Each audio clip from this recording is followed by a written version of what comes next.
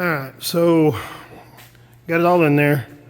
Got the shocks in, got the springs in, got the little adjustable pedestal mounts, and I stopped videoing because I got tired of going back and forth and starting and stopping, but I got the speed sensor back in. I got the brake lines hooked up. Got the e-brake back on there. Those are actually pretty easy.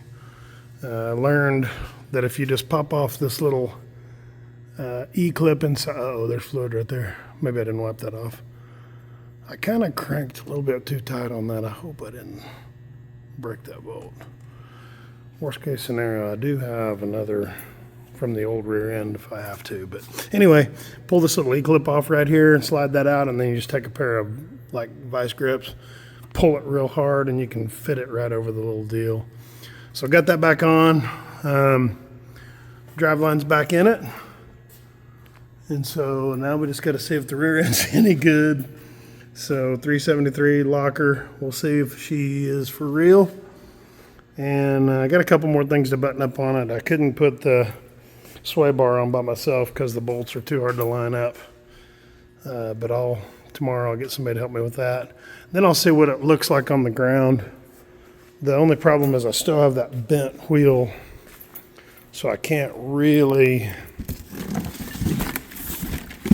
Yeah, there he is. I can't really put it on there. I mean, I guess I will just to check the stance of the vehicle because these are fully adjustable. I'm going to go ahead and leave the little performance shocks off of it. Can't remember what they call these, but they're those little stabilizers that are on the GTs. I'm going to leave it off for right now because that quarter panel is so smashed in, I'm not going to be able to get it in there anyway. That's where it mounts. And then it goes right there on the top of the rear end. Yeah, right there. Anyway, pretty happy with it so far. It took me a little bit longer than usual, and as you can see, there was about 5 attempts, maybe 6 or 7 to get everything lined up and then fit together, but it finally did. The only thing I ran into that pissed me off was these bottom bolts.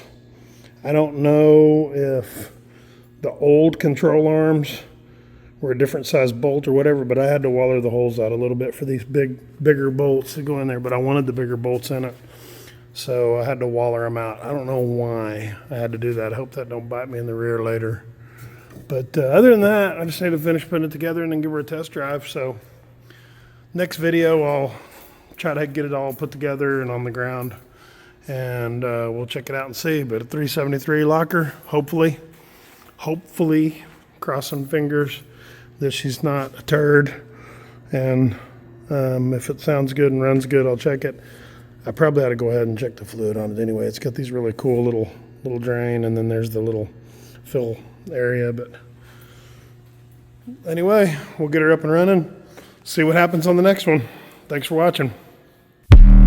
I don't do the most, but I do a lot. I'ma make a toast, cause we still alive. No big, I feel like Pac. I shoot a shot. I'm coming in hot.